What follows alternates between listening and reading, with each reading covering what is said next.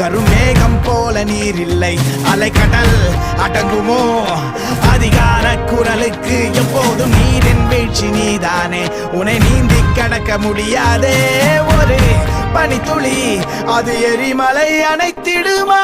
வெட்டுக்குடியின் கூப்பாடு இனி நாட்டுக்குள்ள கேட்காது.